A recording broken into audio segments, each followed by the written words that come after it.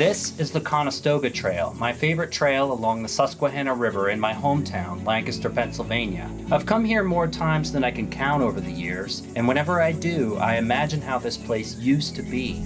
Only just 500 years ago, America was a vast, untamed, and wild landscape. In my home state of Pennsylvania, the variety and sheer numbers of the wildlife and fish astounded European settlers. There were moose, elk, deer, bears, and bison. In the marshes and forests, millions of frogs and insects created a deafening chorus punctuated by the howls of gray wolves and screams of panthers. The Susquehanna River was full of over 300 species of fish, and they were so abundant you could easily scoop out dinner with just a small net. Of course, indigenous people lived in the Susquehanna Valley as well, with an intimate connection and knowledge of the natural world. This is the story of how all of that came to an abrupt end and why it matters to us today.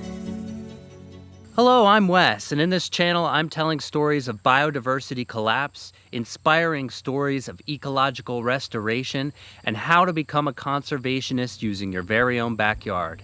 The story goes the same way across the entire country. Once European settlers made contact with local tribes, their populations were decimated by smallpox and a long list of old world diseases. It is estimated that the mortality rate for native people across America reached 90% in the first century after European contact. That means about 56 million indigenous people perished during a period called the Great Dying, which represents a shocking 10% of people on the planet at that time. That was exactly the fate of the Susquehannock, who lived right here near my favorite trail. I can't help but wonder what wisdom about the natural world was lost during that time. The Susquehannock and all other tribes across America had been living in unity with nature for thousands of years. They had an understanding of plants and animals that we can only dream of today. Indigenous people lived in relative abundance because they rarely took more than they needed. They were stewards of the land. Their presence helped maintain ecological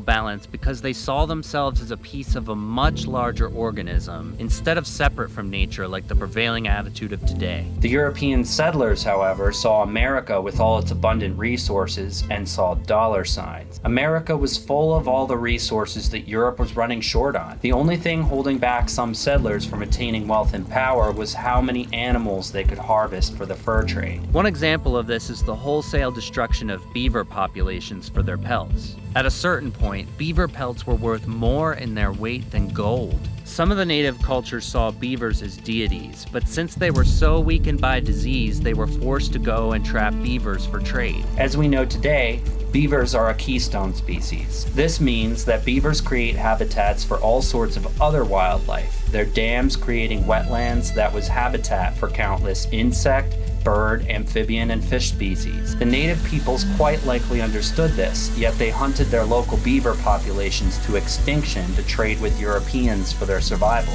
As a result, the immense biodiversity that the beaver helped create completely collapsed. This wasn't just locally, but across the entirety of America. Stream by stream, the beavers were hunted near to extinction. The Susquehannock even went to war with their much more powerful neighbors to the north, the Iroquois, over territory in which to trap beavers. These were called the Beaver Wars. They lasted for 100 years and ultimately led to the demise of the Susquehannock. It's sad for me to think what life could have been like for the native peoples of America, losing 90% of their people to diseases they had never seen before, and being weakened so much that their people were easier to exploit, then ultimately participating in the destruction of ecosystems that their ancestors had thrived off of for thousands of years. I think about what a loss this was for the human race constantly when I hike this trail. What would this place have looked like if the ecology hadn't been decimated? And what could life be like if native wisdom had persisted until today? Is it possible that the outcome would have been different had the Europeans seen themselves as stewards of the land instead of rulers of it? There's a Native American proverb that says, "We do not inherit the earth from our ancestors. We borrow it from our children." Even though great efforts have been made to conserve wilderness areas and to preserve wildlife, we are still in the midst of the world's 6th mass extinction. The reality is, we need the Earth's flora and fauna. Without it, we would cease to exist. Even though so many of us care about preserving nature for future generations, many of us feel powerless to do anything about it. How can we learn to become stewards of our land instead of unwittingly taking part in the culture of exploitation that surrounds us? All of this I intend to address in this channel by telling stories of biodiversity collapse, inspiring stories of ecological restoration, and how to become a conservationist using your very own backyard.